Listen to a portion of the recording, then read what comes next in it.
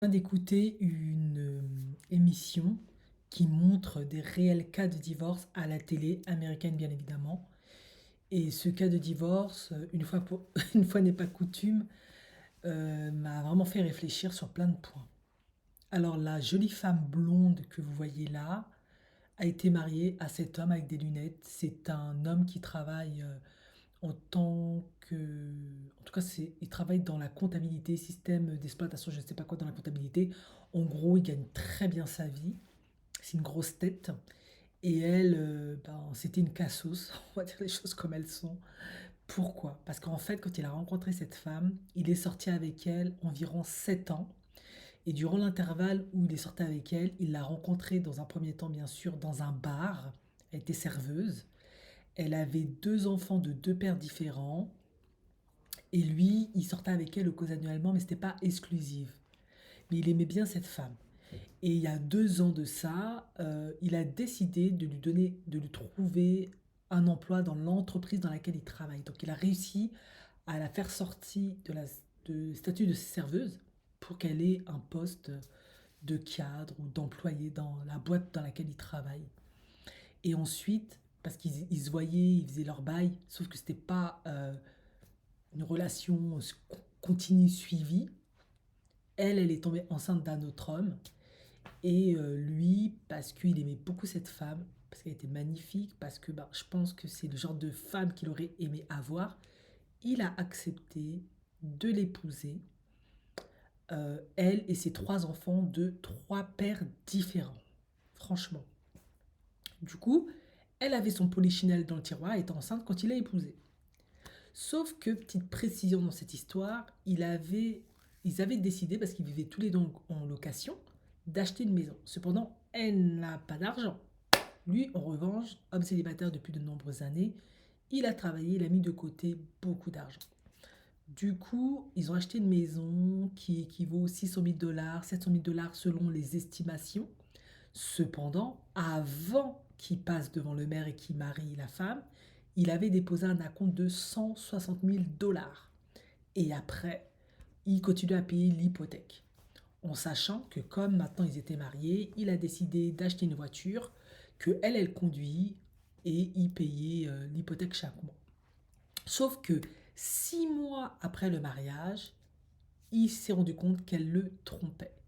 En effet, elle a expliqué durant l'audience, avec plein de mythos, parce que j'ai jamais vu quelqu'un qui mentait autant. Et c'est l'avocate du mari qui, à chaque fois, avec les preuves à l'appui, tout ça, l'a poussée dans ses retranchements et à la fin, elle disait la vérité. Donc, soit elle ment, soit elle sait pas ce qu'elle raconte en fait. C'est super bizarre. Parce qu'elle dit, je l'ai pas trompé, c'était pas une relation romantique. Après, on lui dit, mais t'as vu les textos, t'as couché avec lui. Ah, mais j'ai pas couché avec lui. Après, finalement, j'ai couché avec lui. Ah, mais c'était une fois. Ah, mais c'était 2 fois. Ah, mais c'était en fait 4 fois. 2 fois à l'hôtel, 2 fois. Bon, bref, elle ment tout le temps. Et elle a rencontré un homme sur Instagram, elle a kiffé sur lui, ils ont décidé de se voir et elle allait le voir en déplacement, il était dans un autre état, ils mougoussaient ensemble, etc. etc. Et au bout de 6 mois, le mariage était déjà foutu. Pourquoi? Parce qu'apparemment, elle avait une thérapeute et grâce à sa thérapie, elle a réalisé en fait qu'elle n'aimait pas son mari. Bon, ça c'est ce qu'elle a dit. Et qu'elle l'avait épousé uniquement pour protéger ses enfants parce que bah, elle n'avait pas de protection, elle n'a pas d'argent, elle est serveuse et galère. Et la petite cerise sur le gâteau, ils vivaient déjà à 5 dans cette maison, ses 3 enfants de pères différents, elle plus le mari, et sa maman vivait aussi avec eux pour pouvoir s'occuper des enfants. Sauf que la maman travaillait à Walmart, elle avait un petit SMIC, on va dire, mais elle ne contribuait pas dans cette maison. Tout ça sur la tête du mari. Et bien quand il a su tout ça, ben, normal, il a demandé le divorce. Donc elle n'était pas contre, pas de souci, sauf que elle, qui vit toujours dans la maison, lui paye toutes les charges, etc. Elle ne gagne pas grand-chose, bien qu'elle avait déclaré au tribunal un salaire de plus de 5 000 dollars. Quand l'avocate, le juge, ils ont tout calculé, tout réévalué entre les charges qu'elle a, les défenses, la pension alimentaire qu'elle perçoit du petit dernier et la pension alimentaire qu'elle perçoit plus ou moins d'un des gamins, en fait, la nana ne touchait pas plus de 5 000 dollars. Elle touchait à peu près 500 dollars, 600 dollars à tout casser. En gros, elle n'a pas d'argent, elle est pauvre, elle est ratchette. Et du coup, elle voulait quoi? Elle voulait la maison que lui avait achetée avec son argent, qui était en train de payer, qui voulait garder. Elle voulait que cette maison soit vendue.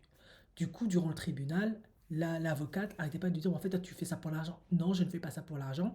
J'estime que comme on était tous les deux dans des appartes séparés, qu'on a acheté tous les deux ensemble cette maison, pour repartir sur des bonnes bases, il faut qu'on vende tous les deux cette maison. Elle dit, mais non, lui, il veut la garder. Si toi, tu la veux pas, tu pars. Elle veut pas, elle veut vendre la maison. Et c'était ça le litige. Est-ce que elle a droit à une part de cette maison en sachant qu'elle a absolument rien contribué du tout, en sachant qu'elle n'a pas d'argent, qu'elle ne gagne absolument rien. Et du coup, le juge a dû vraiment lui expliquer beaucoup de choses que moi j'explique souvent dans mes vidéos, mais avec beaucoup de détails. À la fin, il lui a fait comprendre que voilà, vous êtes quand même marié et femme malgré son passé, hein, malgré son comportement, donc il faut se respecter. Cependant, il a décidé, le temps que le divorce soit finalisé, qu'elle pouvait rester dans cette maison avec sa Asmala et sa mère encore 2 mois. Lui, de ce que j'ai compris, parce qu'il est propriétaire, il n'est pas question qu'il parte, mais il se peut que à la fin de ce divorce, quand il sera finalisé, qui sait, euh, il risque de partager la maison.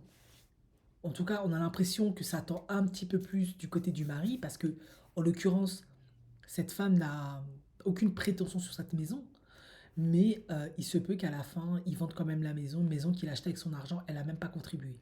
Et le petit truc aussi qui a un peu contrarié le juge, c'est que elle a 3 enfants, un de 10 mois et deux de 10 et 12 ans. Et ils foutent que la merde. Elle les laisse conduire dans la parcelle, elle les laisse casser des trucs dans la maison. Voilà, ces enfants sont mal éduqués, pas disciplinés. Et souvent, de ce qu'on a compris, elle fait ça un peu pour le contrarier lui, parce qu'elle l'aime pas, c'est pas le père des enfants. Et elle l'a dit, elle était là surtout pour l'argent, pour la protection financière. Donc les enfants font un peu n'importe quoi. Et elle avait même dit, si tu cèdes pas à mes avances, je vais aller dire que tu m'as maltraité. Bon bref, truc classique, souvent que certaines femmes malheureusement font. Et du coup, ça, le juge lui a fait comprendre. Il lui a dit, tu as intérêt à faire en sorte que tes enfants n'altèrent absolument pas la valeur de la maison, ne l'abîment pas, ne cassent pas quoi que ce soit dans le jardin ou quoi que ce soit. Parce que si on réévalue la maison et que on s'aperçoit que, ben, à cause de ça, elle va devoir être vendue au-dessus de sa valeur initiale sur le marché, ça va pas le faire parce que tu pénalises autant toi que lui si jamais tu dois avoir une part. Bon bref, il a vraiment récapitulé les choses, il a vraiment fait prendre conscience des choses à elle, mais aussi un peu à lui. En gros, il lui a fait comprendre, bah écoute, tu savais très bien que cette femme, elle était dans une situation compliquée, elle n'a pas vraiment de travail, elle était serveuse, elle avait trois pères différents, elle a toujours des relations un peu compliquées, c'était pas une relation machin, mais en sachant tout ça, tu as quand même accepté de l'épouser. Et il l'a avoué, le mari, il a dit, bah, très rapidement, je me suis rendu compte qu'il y avait déjà des problèmes, c'était compliqué. Voilà. En gros, lui, elle était tellement belle, tellement séduisante. Et puis, il y a eu le complexe de l'héros, du sauveur. Et il a complètement cédé. Sauf que bah, malheureusement, il est tombé sur une femme qui est pas correcte parce qu'au lieu de se dire, bon voilà, j'ai trouvé un homme qui veut rester avec moi, prendre soin de mes enfants, je suis en galère, je souffre. Elle, en fait, non. Elle est toujours à la quête d'un meilleur homme, d'un meilleur homme, d'un meilleur homme. Ça l'intéresse pas. Et je pense, et c'est ce que l'avocate a fait comprendre, l'avocate du mari, elle s'est dit, je vais l'épouser, ensuite on va divorcer, je vais pouvoir m'en sortir avec 250 000 $ à peu près, et je vais pouvoir repartir avec un autre homme, et si je fais ça à chaque fois, je vais pouvoir me mettre bien en fait. Et ça explique certainement pourquoi elle a toujours des enfants de pères différents, parce que peut-être c'est un peu elle est toujours à la recherche de l'objet brillant, comme on dit, de celui qui aura de l'argent, qui va la mettre toujours de plus en plus à l'aise. Ouais, c'est une stratégie comme une autre de survie. C'est une belle femme, elle est magnifique. Apparemment, elle plaît, malgré qu'elle ait 3 enfants et 3 enfants. Elle ne rentre absolument pas dans les statistiques des femmes qui galèrent, parce qu'elle est vraiment très jolie. Je suis désolée, elle est vraiment très jolie. Et malgré ses 3 enfants, elle est très bien conservée, quoi. Voilà. Bon, bref, c'est un cas de divorce comme ça. Donc, moi, de ce que j'ai compris à la fin, il se pourrait que c'est le mari qui obtienne raison, parce que le juge a quand même dit, elle n'a pas d'argent, t'as rien du tout. Lui, il veut rester dans cette maison qu'il a achetée. Lui, il a les moyens de la financer, de tout payer. Toi, tu n'as vraiment pas d'argent. Donc, en fait, il n'y a aucun intérêt déjà que tu bénéficies de cette maison. Et de deux, ben, pourquoi on devrait vendre cette maison dont toi, tu n'as pas contribué pour te donner... ça n'a pas de sens, en fait. Lui, il est plus pour préserver l'actif, mais la décision sera rendue à la fin. En tout cas, elle est obligée de quitter la maison au bout de 2 mois, c'est ce que j'ai compris. Et en attendant, ils doivent vivre ensemble dans une cohabitation respectueuse et bienveillante.